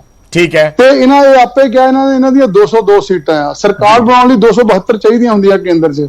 ਇਹਨਾਂ ਨੇ ਸਾਨੂੰ ਕੋਈ ਇਨਾਮ ਨਹੀਂ ਦਿੱਤਾ ਸੀ, ਇਹਨਾਂ ਦੀ ਮਜਬੂਰੀ ਸੀ। ਸਾਡੇ ਕੋਲ 11 MP ਸੀ ਉਸ ਵੇਲੇ, ਇਹਨਾਂ ਨੂੰ ਬਣਾਉਣਾ ਹੀ ਪੈਣਾ ਸੀ। ਇਹਨਾਂ ਨੇ ਕੋਈ ਸਾਡੇ ਤੇ ਅਹਿਸਾਨ ਨਹੀਂ ਕੀਤਾ ਸੀ, ਸੋ ਸਾਡੀ ਹਿੱਸੇਦਾਰੀ ਬਣਦੀ ਸੀ। ਅਸੀਂ 11 MP ਜਿਤਾ ਕੇ ਲਗਾਇਆ ਸੀ ਉਹ। ਠੀਕ ਹੈ, ਔਰ ਨਾਲ ਇਹਨਾਂ ਦੇ ਵੀ ਜਿਤਾਏ ਸੀ ਪੰਜਾਬ 'ਚ। ਚਲੋ ਬਾਗਾ ਜੀ, ਤੁਸੀਂ ਹੁਣ ਮੈਂ ਸਵਾਲ ਰਿਪੀਟ ਨਹੀਂ ਕਰਦਾ, ਸੋਨੀ ਲਿਆ ਹੁਣ ਜਵਾਬ ਦਿਓ। ਮੈਂ ਜਵਾਬ ਦਿੰਦਾ। ਪਹਿਲੀ ਗੱਲ ਤੇ ਜਦੋਂ ਚਰਨਜੀਤ ਅਡਵਾਲ ਜੀ 2004 ਚ ਜਿੱਤੇ ਆ, ਉਸ ਟਾਈਮ ਤੇ ਸਰਕਾਰ ਨਹੀਂ ਬਣੀ, ਉਦੋਂ ਕਾਂਗਰਸ ਸਰਕਾਰ ਸੀ। ਟੀਨੂ ਜੀ ਭੁੱਲ ਗਏ ਸ਼ਾਇਦ। ਦੂਸਰੀ ਗੱਲ, ਇਹ ਗੱਲ ਨੂੰ ਘੁਮਾ ਕੇ ਬੜਾ ਵਧੀਆ ਪੇਸ਼ ਕਰਦੇ ਆ। ਪੰਜਾਬ 'ਚ ਭਗਤ ਚੁੰਨੀ ਲਾਲ ਨੂੰ ਅਸੀਂ ਆਲਰੇਡੀ ਬਿਠਾਇਆ ਸੀ ਵੱਡੀ ਪੋਸਟ ਤੇ, ਡਿਪਟੀ ਸੀਐਮ ਬਣਾਇਆ ਮੰਗਦੇ ਸੀ ਅਸੀਂ, ਉਹ ਦੇ ਦਿੱਤਾ ਨਹੀਂ। ਦੂਸਰਾ, ਅਕਾਲੀ ਦਲ ਨੇ, ਤੁਹਾਨੂੰ ਯਾਦ ਹੋਣਾ ਵੀ ਇੱਕੋ ਹੀ ਮੰਤਰੀ ਹੁੰਦੇ ਸੀ ਉਦੋਂ, ਫਲੋਰ ਸਾਹਿਬ, ਰਾਣੀਕੇ ਸਾਹਿਬ ਨੂੰ ਅਸਤੀਫਾ ਦੇਣਾ ਪੈ ਗਿਆ ਸੀ, ਉਦੋਂ ਬਹੁਤ ਰੌਲਾ ਪਾਇਆ ਸੀ। ਸੀਪੀਐਸ ਇਹਨਾਂ ਨੇ ਜ਼ਰੂਰ 9 ਬਣਾਤੇ ਸੀ, ਸੀਪੀਐਸ ਨੂੰ 100 ਜਿਹੜੀ ਆ ਗਵਰਨਰ ਨਹੀਂ ਚੁਕਾਉਂਦਾ। ਦੂਸਰਾ, ਜਿਹੜਾ ਰਾਜ ਮੰਤਰੀ ਦੀ ਗੱਲ ਕਰਦੀ ਆ, ਉਹ ਰਾਸ਼ਟਰਪਤੀ 100 ਚੁਕਾਉਂਦਾ, ਸੰਵਿਧਾਨਿਕ ਪੋਸਟ ਆ। ਸੀਪੀਐਸ ਸੰਵਿਧਾਨਿਕ ਪੋਸਟ ਨਹੀਂ ਸੀ। ਅਕਾਲੀ ਦਲ ਕਹਿਣ ਨੂੰ ਕੁਛ ਹੋਰ ਆ, ਹੋਰ ਉਦਾਂ ਨੇ। ਕਾਂਗਰਸ ਨੇ ਵੀ ਜਦੋਂ ਡਾਕਟਰ ਅੰਬੇਡਕਰ ਜੀ ਦੀ ਗੱਲ ਕਰਦੇ ਆ ਵੀ ਬਾਬਾ ਸਾਹਿਬ ਨੇ, ਅਸੀਂ ਉਹਨਾਂ ਨੂੰ ਬੜਾ ਮਾਨ ਸਨਮਾਨ ਦਿੱਤਾ 1952 ਚ। ਪਰ ਬਾਗਾ ਸਾਹਿਬ, ਤੁਸੀਂ ਵੀ ਤੇ ਉਸ ਵੇਲੇ ਭਾਈਵਾਲ ਰਹੇ ਹੋ ਅਕਾਲੀ ਦਲ ਦੀ ਸਰਕਾਰ 'ਚ 10 ਸਾਲ। ਮਤਲਬ ਅੱਜ ਉਹ ਗੱਲਾਂ ਕਿੰਨਾ ਮੈਟਰ ਕਰਦੀਆਂ ਜਦੋਂ ਤੁਸੀਂ ਉਸ ਵੇਲੇ ਮੈਂ ਬਾਗਾ ਸਾਹਿਬ, ਮੈਨੂੰ ਲੱਗਦਾ 2007 ਤੋਂ ਵਾਸਤਾ ਹੈ ਆਪਣਾ, ਜਦੋਂ ਦੇ ਆਪਾਂ ਮੈਂ ਜਰਨਲਿਸਟ ਦੇ ਤੌਰ ਤੇ ਤੁਹਾਡੇ ਨਾਲ ਰਾਬਤਾ ਹੋਇਆ, ਜਿਸ ਵੇਲੇ ਤੁਸੀਂ ਕਮਿਸ਼ਨ ਦੇ ਪ੍ਰਧਾਨ ਹੁੰਦੇ ਸੀ, ਜਿਹੜਾ ਐਸੀ ਕਮਿਸ਼ਨ ਸੀ ਉਸਦੇ ਚੇਅਰਮੈਨ ਦੀ ਤੁਹਾਡੇ ਕੋਲੇ ਜ਼ਿੰਮੇਵਾਰੀ ਸੀ। ਸੋ ਉਸ ਵੇਲੇ ਕਿਸ ਲਿਹਾਜ਼ ਨਾਲ ਫਿਰ ਤੁਸੀਂ ਇਸ ਗੱਲ ਦਾ ਦਾਅਵਾ ਕਰਦੇ ਸੀ ਕਿ ਅਸੀਂ ਦਲਿਤਾਂ ਦੀ ਭਲਾਈ ਦੇ ਲਈ ਇੰਨਾ ਕੁਝ ਕੀਤਾ? ਸਰਕਾਰ ਤੇ ਸਾਂਝੀ ਸੀ। ਬਿਲਕੁਲ ਸਾਂਝੀ ਸਰਕਾਰ ਸੀ। ਮੈਂ ਜਿਸ ਤਰ੍ਹਾਂ ਕਿ 2007 ਚ ਵੀ ਅਸੀਂ ਡਿਪਟੀ ਸੀਐਮ ਮੰਗਿਆ, ਅਕਾਲੀ ਦਲ ਨੇ ਕਿਹਾ ਵੀ ਸਾਡੀ ਮਜਬੂਰੀ ਆ, ਸਾਡੇ ਪਰਿਵਾਰ ਚ, ਕਿਉਂਕਿ ਸੁਖਬੀਰ ਜੀ ਡਿਪਟੀ ਸੀਐਮ ਖੁਦ ਬਣਨਾ ਚਾਹੁੰਦੇ ਸੀ, ਉਹਦੇ ਵਿੱਚ ਭਾਰਤੀ ਜਨਤਾ ਪਾਰਟੀ ਨੇ ਆਪਣੀ ਕੁਰਬਾਨੀ ਦੇ ਕੇ ਇਹਨਾਂ ਨੂੰ ਡਿਪਟੀ ਸੀਐਮ ਬਣਵਾ ਦਿਆ। ਉਸ ਤੋਂ ਬਾਅਦ ਫਿਰ 12 ਦੀ ਗੱਲ ਆ ਗਈ। 12 ਚ ਫਿਰ ਅਸੀਂ ਗੱਲ ਕੀਤੀ ਵੀ ਭਗਤ ਚੁੰਨੀ ਲਾਲ ਜੀ ਨੂੰ ਹੁਣ ਬਣਾਉਂਦੇ ਆ। ਕਦੇ ਚੌਧਰੀ ਸਾਹਿਬ ਉਦੋਂ ਸਿਹਤ ਢਿੱਲੀ ਸੀ, ਉਹ ਇਲੈਕਸ਼ਨ ਨਹੀਂ ਲੜੇ, ਉਹਨਾਂ ਦੀ ਜਗ੍ਹਾ ਸੋਮ ਪ੍ਰਕਾਸ਼ ਜੀ ਆ ਗਏ। ਇਹਨਾਂ ਨੇ ਭਗਤ ਚੁੰਨੀ ਲਾਲ ਜੀ ਨੂੰ ਵੀ ਲਟਕਾ ਕੇ ਵੀ ਬਣਾਵਾਂਗੇ, ਪਰ ਬਣਾਏ ਨਹੀਂ। 5 ਸਾਲ ਨਿਕਲ ਗਏ। ਭਗਤ ਜੀ 5 ਸਾਲ ਕੈਬਨਿਟ ਮਿਨਿਸਟਰ ਰਹੇ। ਉਸ ਤੋਂ ਬਾਅਦ ਤੇ ਚਲੋ ਵਿਪਕਸ਼ੀ ਜੀ ਆ ਗਏ, ਅਕਾਲੀ ਦਲ ਵੀ ਤੇ ਅਸੀਂ ਵੀ, ਪਰੰਤੂ ਅਕਾਲੀ ਦਲ ਅੱਜ ਜਿਹੜੀ ਗੱਲ ਕਰ ਰਿਹਾ ਉਸ ਟਾਈਮ ਤੇ ਨਹੀਂ ਸੀ। ਦੂਸਰੀ, ਇਸ ਵੇਲੇ ਆਮ ਆਦਮੀ ਪਾਰਟੀ ਵਾਲੇ ਬੈਠੇ, ਕਾਂਗਰਸ ਵਾਲੇ ਵੀ ਆ, ਆਪ ਵਾਲੇ ਵੀ। ਪੰਜਾਬ 'ਚ ਮੈਂ ਇਹਨਾਂ ਨੂੰ ਕਹਿੰਦਾ ਵੀ ਫੁਲਕਾ ਸਾਹਿਬ ਪਹਿਲਾਂ ਬਣਾਏ ਇਹਨਾਂ ਨੇ ਵਿਪਕਸ਼ ਦੇ ਲੀਡਰ, ਫਿਰ ਖਹਿਰਾ ਸਾਹਿਬ, ਫਿਰ ਜਾ ਕੇ ਬਾਰੀਏ ਸਾਡੇ ਜਿਨ੍ਹਾਂ ਦੀ ਗੱਲ ਕਰਦੇ ਇਸ ਵੇਲੇ ਚੀਮਾ ਸਾਹਿਬ। ਇਹ ਜਦ ਕਿ ਉਸ ਟਾਈਮ ਤੇ ਦਿੰਦੇ ਆ ਜਦੋਂ ਸਾਨੂੰ ਕੁਝ ਨਹੀਂ ਮਿਲਣਾ। ਹਾਂ, ਤੇ ਦੂਸਰਾ, ਦਿੱਲੀ ਵਿੱਚ ਸਾਡੀ ਰਾਖੀ ਬਿੱਲਾ ਭੈਣ ਆ ਵਾਲਮੀਕ ਸਮਾਜ ਚੋਂ ਸਾਡੇ, ਉਹ ਪਹਿਲਾਂ ਕੈਬਨਿਟ ਮਿਨਿਸਟਰ ਸੀ। ਪਹਿਲੀ ਵਾਰੀ ਮੈਂ ਦੇਖਿਆ ਵੀ ਕੈਬਨਿਟ ਮਿਨਿਸਟਰ ਤੋਂ ਬਾਅਦ ਡਿਪਟੀ ਸਪੀਕਰ ਬਣਾ ਦੇਣਾ। ਡਿਪਟੀ ਸਪੀਕਰ ਦੇ ਕੈਬਨਿਟ ਮਿਨਿਸਟਰ ਬਣਦਾ, ਪਰੰਤੂ ਉੱਥੇ ਇੱਕ ਸ਼ਡਿਊਲ ਕਾਸਟ ਨੂੰ ਜਿਹੜਾ ਕਿ ਉੱਧਰ ਭੇਜਤਾ। ਇਹ ਪੰਜਾਬ 'ਚ ਗੱਲ ਕਰਦੇ ਵੀ ਅਸੀਂ ਤਰੱਕੀ ਕਰਾਂਗੇ, ਅਸੀਂ ਸ਼ਡਿਊਲ ਕਾਸਟਾਂ ਦਾ ਮਾਨ ਸਨਮਾਨ ਵਧਾਵਾਂਗੇ। ਇਹ ਪੋਸਟ ਜਿਹੜੀ ਡਿਪਟੀ ਸੀਐਮ ਵਾਲੀ ਕੋਈ ਪੋਸਟ ਨਹੀਂ ਆ, ਇਹ ਸਿਰਫ ਇੱਕ ਮਾਨ ਸਨਮਾਨ ਹੀ ਆ ਵੀ ਉਹਨੂੰ ਮਿਲ ਜਾਵੇ। ਅਸੀਂ ਜਿਸ ਤਰ੍ਹਾਂ ਹਰਿਆਣੇ 'ਚ ਇੱਕ ਦੂਸਰੀ ਪਾਰਟੀ ਜਿਹੜੀ ਸਾਡੀ ਗੱਠਜੋੜ ਆ ਚੌਟਾਲਾ ਸਾਹਿਬ ਦੀ, ਉਹਨਾਂ ਨੂੰ ਅਸੀਂ ਡਿਪਟੀ ਸੀਐਮ ਬਣਾਇਆ, ਕਿਉਂਕਿ ਗੱਠਜੋੜ ਦਾ ਇੱਕ ਧਰਮ ਹੁੰਦਾ ਵੀ ਦੂਜੇ ਨੂੰ ਅਸੀਂ ਡਿਪਟੀ ਸੀਐਮ ਦੇ ਦਈਏ। ਪਰੰਤੂ ਅਕਾਲੀ ਦਲ ਨੇ ਤਾਂ ਸਾਨੂੰ 10 ਸਾਲ ਕਹਿੰਦੇ ਰਹੇ ਬਣਾਵਾਂਗੇ। ਉਹ 10 ਸਾਲ 'ਚ ਕਦੀ ਵੀ ਇਹਨਾਂ ਨੇ ਜੇ ਸ਼ਡਿਊਲ ਕਾਸਟ ਬਣਾਉਣਾ ਸੀ, ਇੱਕ ਮੈਸੇਜ ਦੇਣਾ ਸੀ, ਜਿਸ ਤਰ੍ਹਾਂ ਅਸੀਂ ਅਟਵਾਲ ਸਾਹਿਬ ਦਾ ਮੈਸੇਜ ਦਿੱਤਾ, ਅਸੀਂ ਬਣਾਤਾ। ਅਸੀਂ ਤਾਂ ਪੰਜਾਬ 'ਚ ਬਹੁਤ ਸਾਰੇ ਲੀਡਰਾਂ ਨੂੰ ਮਾਨ ਸਨਮਾਨ ਦਿੱਤਾ। ਕੇਂਦਰ ਵਿੱਚ ਅਸੀਂ ਗਵਰਨਰ ਵੀ ਬਣਾਏ ਅਕਾਲੀ ਦਲ ਦੇ। ਠੀਕ ਨਹੀਂ, ਤੁਹਾਨੂੰ ਯਾਦ ਹੋਣਾ ਉਦੋਂ ਦਰਬਾਰਾ ਸਿੰਘ ਗਵਰਨਰ ਸੀ ਤੇ ਆਪਣੇ ਬਰਨਾਲਾ ਸਾਹਿਬ ਗਵਰਨਰ ਸੀ। ਇਹ ਅਸੀਂ ਤਾਂ ਭਾਰਤੀ ਜਨਤਾ ਪਾਰਟੀ ਨੇ ਪੂਰਾ ਮਾਨ ਸਨਮਾਨ ਅਕਾਲੀ ਦਲ ਨੂੰ ਦਿੱਤਾ, ਪਰ ਅਕਾਲੀ ਦਲ ਦੀ ਕਹਿਣੀ ਤੇ ਕਥਨੀ 'ਚ ਬਹੁਤ ਅੰਤਰ ਸੀ। ਇਹਨਾਂ ਨੇ ਕਦੀ ਵੀ ਭਾਰਤੀ ਜਨਤਾ ਪਾਰਟੀ ਨੂੰ ਜਿਹੜਾ ਬਣਦਾ ਮਾਨ ਸਨਮਾਨ ਸੀ ਨਹੀਂ ਦਿੱਤਾ। ਚਲੋ। ਹਾਂ ਹੁਣ ਰੌਲਾ ਪੈਣ ਦੇ ਕਾਰਨ ਹੁਣ ਸ਼ਡਿਊਲ ਕਾਸਟਾਂ ਨੂੰ ਕੁਝ ਵਾਈਸ ਪ੍ਰੈਜ਼ੀਡੈਂਟ ਠੀਕ ਹੈ। ਸੈਕਟਰੀ ਲਗਾਇਆ, ਉਹ ਇੱਕ ਵਧਾਈ ਦੀ ਗੱਲ ਆ, ਪਰ ਮੈਨੂੰ ਲੱਗਦਾ ਉਹ ਵੀ ਤਾਂ ਹੋਇਆ ਵੀ ਜਦੋਂ ਇਹਨਾਂ ਲੱਗਾ ਭਾਰਤੀ ਮੈਂ ਆਮ ਆਦਮੀ ਪਾਰਟੀ ਤੋਂ ਛੋਟਾ ਜਿਹਾ ਕਮੈਂਟ ਲੈ ਲਾਂ, ਫਿਰ ਬ੍ਰੇਕ ਤੇ ਜਾਣਾ ਹੈ। ਫਿਰ ਆਪਾਂ ਕੋਸ਼ਿਸ਼ ਕਰਾਂਗੇ ਕਾਂਗਰਸ ਦੇ ਵੀ ਨੁਮਾਇੰਦੇ ਜੋੜਨ ਦੀ। ਲਾਲ ਸਿੰਘ ਜੀ, ਦਾਅਵੇ ਤੇ ਐਕਚੁਅਲ ਸਥਿਤੀ ਦੋਨਾਂ ਦੇ ਵਿੱਚ, ਕਿਉਂਕਿ ਹੁਣ ਤਾਂ ਅਲੱਗ-ਅਲੱਗ ਨੇ ਦੋਨੋਂ ਪਾਰਟੀਆਂ, ਸੋ ਇਸ ਕਰਕੇ ਹੁਣ ਤੇ ਉਹ ਆਪਣੀ ਗੱਲ ਖੁੱਲ ਕੇ ਕਹਿ ਸਕਦੇ ਆ। ਪਹਿਲਾਂ ਤੇ ਹੋ ਸਕਦਾ ਸਿਆਸੀ ਮਜਬੂਰੀਆਂ ਹੋਣ ਜਦੋਂ ਗੱਠਜੋੜ ਸੀ, ਸੋ ਉਹਨਾਂ ਚੀਜ਼ਾਂ ਨੂੰ ਲੈ ਕੇ ਹੁਣ ਮੌਜੂਦਾ ਸਰਕਾਰ ਦੇ ਸਮੇਂ ਦੇ ਵਿੱਚ ਵੀ ਜੋ ਕੁਝ ਹੈ ਜਿਸ ਤਰੀਕੇ ਨਾਲ, ਕਿਉਂਕਿ ਸਰਕਾਰਾਂ ਜਿੰਨੀਆਂ ਸਿਆਸੀ ਪਾਰਟੀਆਂ ਹੋਣ, ਕਈ ਵਾਰੀ ਜਿਹੜੇ ਦਾਅਵੇ ਹੁੰਦੇ ਨੇ ਉਹਨਾਂ ਦੀ ਤਸਵੀਰ ਕੁਝ ਹੋਰ ਹੁੰਦੀ ਹੈ ਔਰ ਜਿਹੜੀ ਹਕੀਕਤ ਹੁੰਦੀ ਹੈ ਉਹ ਕੁਝ ਹੋਰ ਹੁੰਦੀ ਹੈ। ਬਾਘਾ ਸਾਹਿਬ ਉਦੋਂ ਭਾਵੇਂ ਨਾ ਉਹਨਾਂ ਨੇ ਕਿਹਾ ਹੋਵੇ, ਪਰ ਅੱਜ ਤਾਂ ਉਹ ਸਾਰੀ ਤਸਵੀਰ ਦੱਸ ਰਹੇ ਆ ਵੀ ਕੀ ਕੁਝ ਹੁੰਦਾ ਰਿਹਾ। ਸੋ ਆਮ ਆਦਮੀ ਪਾਰਟੀ ਵੀ ਹੁਣ ਕਿਸੇ ਕੋਈ ਫੁੱਲ ਪ੍ਰੂਫ ਹੈ ਉਸ ਦੇ ਵਿੱਚ ਪਲਾਨ, ਜਾਂ ਠੀਕ ਹੈ ਕਿ ਹਰਪਾਲ ਚੀਮਾ ਹੋਰਾਂ ਦਾ ਚਿਹਰਾ ਹੈ, ਬਸ ਉਸੇ ਨੂੰ ਪ੍ਰੋਜੈਕਟ ਕਰਕੇ ਤੁਸੀਂ ਅੱਗੇ ਉਸ ਤਰੀਕੇ ਨਾਲ ਖਾਨਾ ਪੂਰਤੀ ਕਰਦੇ ਰਹੋਗੇ? ਬਰਾੜ ਸਾਹਿਬ, ਪਹਿਲੀ ਗੱਲ ਤੇ ਹੈ ਵੀ ਆਮ ਆਦਮੀ ਪਾਰਟੀ ਕੋ ਬੜੇ ਪਿਆਰੇ ਚਿਹਰੇ ਨੇ ਪੰਜਾਬ ਦੇ ਅੰਦਰ, ਜਿਹੜੇ ਬੜੇ ਜ਼ਿੰਮੇਵਾਰੀ ਦੇ ਨਾਲ ਸੈਂਸਿਟਿਵ ਢੰਗ ਨਾਲ ਲਗਾਤਾਰ ਦਲਤਾਂ ਦੇ ਇਸ਼ੂ ਅਸੈਂਬਲੀ ਦੇ ਅੰਦਰ ਵੀ ਸੜਕਾਂ ਦੇ ਵਿੱਚ ਉਠਾ ਰਹੇ ਆ। ਦੂਜੀ ਗੱਲ ਇਹ ਹੈ ਵੀ ਆਮ ਆਦਮੀ ਪਾਰਟੀ ਦੇ ਕੋਲ ਚਿਹਰਿਆਂ ਦੇ ਨਾਲ ਇੱਕ ਵਿਜ਼ਨ ਵੀ ਹੈ। ਤੁਹਾਨੂੰ ਆਉਣ ਵਾਲੇ ਸਮੇਂ 'ਚ ਆਪਣਾ ਤੁਸੀਂ ਦੇਖੋਗੇ ਕਿ ਪੰਜਾਬ ਦੇ ਅੰਦਰ ਇੱਕ ਬਿਹਤਰ ਅਸੀਂ ਰੂਟ ਮੈਪ ਜਿਹੜਾ ਆ ਪੰਜਾਬ ਦੇ ਸਮੁੱਚੇ ਲੋਕਾਂ ਦੇ ਨਾਲ ਦਲਤਾਂ ਲਈ ਵੀ ਇੱਕ ਬੜਾ ਸਪੈਸ਼ਲ ਅਸੀਂ ਉਹਦੇ ਫੋਕਸ ਕਰ ਰਹੀ ਹੈ ਸਾਰੀ। ਪਰ ਟੀਨੂ ਨੇ ਜਿਹੜੀ ਗੱਲ ਕਹੀ ਹੈ ਉਸ ਗੱਲ ਦੇ ਵਿੱਚ ਕਿਤੇ ਨਾ ਕਿਤੇ ਇਹ ਤੇ ਇੱਕ ਸਿਆਸੀ ਲੀਡਰ ਦੇ ਹੋਣ ਦੇ ਨਾਤੇ ਤੁਸੀਂ ਸਮਝਦੇ ਹੋਵੋਗੇ ਵੀ ਵੋਟ ਬੈਂਕ ਅਲਟੀਮੇਟਲੀ ਜਿਹੜੀ ਇਹ ਚੀਜ਼ ਹੈ, ਜਦੋਂ ਵੋਟਾਂ ਪੈਂਦੀਆਂ ਉਦੋਂ ਪਤਾ ਲੱਗਦਾ ਹੈ ਕਿ ਪਾਰਟੀ ਕਿੱਥੇ ਸਟੈਂਡ ਕਰਦੀ ਹੈ। ਜੋ ਉਹਨਾਂ ਨੇ ਜਿਹੜੀਆਂ ਹੁਣ ਪਿੱਛੇ ਜੇ ਚੋਣਾਂ ਹੋ ਕੇ ਗਈਆਂ ਨੇ, ਐਮਸੀ ਚੋਣਾਂ ਕਾਰਪੋਰੇਸ਼ਨ ਦੀਆਂ, ਉਸ ਦੀ ਉਦਾਹਰਨ ਦਿੱਤੀ ਹੈ ਕਿ ਉੱਥੇ ਆਮ ਆਦਮੀ ਪਾਰਟੀ ਬਹੁਤ ਥੱਲੇ ਰਹੀ ਹੈ। ਵੋਟ ਬੈਂਕ ਜਿਹੜਾ ਹੈ ਉਸ ਨੂੰ ਕੰਪੈਰੀਜ਼ਨ ਕਰਕੇ ਦੇਖ ਲਓ, ਔਨ ਰਿਕਾਰਡ ਸਾਰੀਆਂ ਚੀਜ਼ਾਂ ਪਈਆਂ ਨੇ। ਸੋ ਉਹ ਉਸ ਨੂੰ ਦੇਖਦੇ ਹੋਏ ਨਹੀਂ ਲੱਗਦਾ ਕਿ ਬਹੁਤ ਵੱਡਾ ਚੈਲੰਜ ਹੈ ਤੁਹਾਡੇ ਲਈ ਆਉਣ ਵਾਲੇ ਸਮੇਂ ਦੇ ਵਿੱਚ? ਨਹੀਂ, ਚੈਲੰਜ ਤਾਂ ਹਮੇਸ਼ਾ ਹੀ ਰਾਜਨੀਤਿਕ ਫੀਲਡ ਦੇ ਅੰਦਰ ਰਹਿੰਦੇ ਆ ਜੀ। ਦੇਖੋ ਮੈਂ ਬੇਸਿਕਲੀ ਪੂਰੀ ਗੱਲਬਾਤ ਸੁਣ ਨਹੀਂ ਸਕਿਆ, ਮੇਰੇ ਨੈਟਵਰਕ ਦੀ ਪ੍ਰੋਬਲਮ ਆ ਕੋਈ। ਮੈਂ ਇਹ ਗੱਲ ਕਹਿਣੀ ਚਾਹੁੰਦਾ ਵੀ ਕਾਰਪੋਰੇਸ਼ਨ ਦੀਆਂ ਚੋਣਾਂ ਉਹ ਪੰਚਾਇਤੀ ਚੋਣਾਂ ਆ, ਉਹ ਬੰਦੇ ਦੇ ਫੇਸ ਦੇ ਉੱਤੇ ਉਹਦੇ ਇਸ਼ੂ ਵੱਖਰੇ ਆ, ਵਿਧਾਨ ਸਭਾ ਦੇ ਬੜੇ ਵਰਨਿੰਗ ਇਸ਼ੂ ਆ, ਉਹ ਵੱਖਰੇ ਇਸ਼ੂ ਆ। ਤੇ ਇਸ ਕਰਕੇ ਵਿਧਾਨ ਸਭਾ ਚੋਣਾਂ ਦੇ ਅੰਦਰ ਆਮ ਆਦਮੀ ਪਾਰਟੀ ਪੂਰੀ ਸੰਜੀਦਗੀ ਦੇ ਨਾਲ, ਪੂਰੀ ਜ਼ਿੰਮੇਵਾਰੀ ਦੇ ਨਾਲ, ਉਹ ਪੂਰੀ ਤਿਆਰੀ ਨਾਲ ਅਸੀਂ ਜਿਹੜਾ ਆ ਉਹਦੇ ਤੇ ਵਰਕਆਊਟ ਕਰ ਰਹੇ ਆ। ਮੈਂ ਆਪਣੇ ਮੂਲ ਮੁੱਦੇ ਦੇ ਉੱਤੇ ਆਵਾਂ। ਮੈਂ ਇਹ ਗੱਲ ਕਹਿਣੀ ਚਾਹੁੰਦਾ ਆ ਵੀ ਭਾਰਤ ਦੇ ਅੰਦਰ 74 ਸਾਲਾਂ ਦੀ ਆਜ਼ਾਦੀ ਤੋਂ ਬਾਅਦ ਵੀ ਇਹ ਕਿੱਡੀ ਵੱਡੀ ਤਰਾਸਦੀ ਆ ਵੀ ਅੱਜ ਵੀ ਦਲਿਤ ਮੁੱਖ ਮੰਤਰੀ ਬਣੇ ਕਿ ਨਾ ਬਣੇ, ਇਹਦੇ ਉੱਤੇ ਮਤਲਬ ਆ ਕੇ ਸਾਡੀ ਸਿਆਸਤ ਨੂੰ ਸੋਚਣੇ ਪੈ ਰਿਹਾ। ਮਤਲਬ ਦੁਨੀਆ ਦਾ ਇੱਕ ਬਹੁਤ ਵੱਡਾ ਵਿਦਵਾਨ ਰੋਜਾ ਲਕਸਮਬਰਗ ਹੋਇਆ ਆ, ਉਹਨੇ ਇੱਕ ਵਾਰੀ ਯੂਥ ਇੰਟਰਨੈਸ਼ਨਲ ਚ ਕਿਹਾ ਸੀਗਾ ਕਿ ਮਤਲਬ ਸਰਕਾਰਾਂ ਨੂੰ ਨੌਜਵਾਨਾਂ ਤੋਂ ਡਰਨਾ ਨਹੀਂ ਚਾਹੀਦਾ, ਉਹਨਾਂ ਨੂੰ ਜ਼ਿੰਮੇਵਾਰੀ ਦੇਣੀ ਚਾਹੀਦੀ ਆ। ਇੱਕ ਮਿੰਟ ਲਈ ਮੈਂ ਇਹ ਗੱਲ ਕਹਿਣੀ ਚਾਹੁੰਦਾ ਆ ਸਾਰੇ ਸਮਾਜ ਨੂੰ, ਸਾਰੀਆਂ ਰਾਜਨੀਤਿਕ ਪਾਰਟੀਆਂ ਨੂੰ, ਦਲਿਤ ਬੜੇ ਬਖੂਬੀ ਦੇ ਨਾਲ ਲੀਡ ਕਰ ਸਕਦੇ ਆ, ਪਿੰਡਾਂ ਤੋਂ ਲੈ ਕੇ ਸ਼ਹਿਰਾਂ ਤੱਕ, ਪ੍ਰਦੇਸ਼ ਦੇ ਅੰਦਰ, ਦੇਸ਼ ਦੇ ਅੰਦਰ ਖੁੱਲ੍ਹਦਿਲੀ ਨਾਲ ਉਹਨਾਂ ਨੂੰ ਮੌਕੇ ਮਿਲਣੇ ਚਾਹੀਦੇ ਆ। ਅਸੀਂ ਘਰ ਦੱਸਿਆ ਹੋਇਆ ਜਿੱਥੋਂ ਤੱਕ ਆਮ ਆਦਮੀ ਪਾਰਟੀ ਦਾ ਸਵਾਲ। ਠੀਕ ਹੈ, ਮੈਂ ਦੁਬਾਰਾ ਆਉਂਗਾ ਤੁਹਾਡੇ ਕੋਲੇ ਲਾਲਚੰਦ ਜੀ। ਥੋੜਾ ਜਿਹਾ ਇੱਕ ਸਾਡੀ ਵੀ ਮਜਬੂਰੀਆਂ ਹੁੰਦੀਆਂ, ਕਮਰਸ਼ੀਅਲ ਮਜਬੂਰੀਆਂ। ਇੱਕ ਬ੍ਰੇਕ ਲੈਣੀ ਹੈ ਛੋਟੀ ਜੀ, ਆਪਣੇ ਕੋਲੇ ਸਮਾਂ ਹੈ ਅੱਧਾ ਘੰਟਾ ਹੋਰ ਹੈ, ਆਪਾਂ ਇਸ ਤੇ ਗੱਲਬਾਤ ਨੂੰ ਅੱਗੇ ਵਧਾਵਾਂਗੇ। ਬਹੁਤ ਛੋਟਾ ਜਿਹਾ ਕਮਰਸ਼ੀਅਲ ਬ੍ਰੇਕ, ਜਲਦ ਵਾਪਸ ਆਉਣੇ ਆ। ਮਹਿਮਾਨ ਸਾਡੇ ਨਾਲ ਜੁੜੇ ਹੋਏ।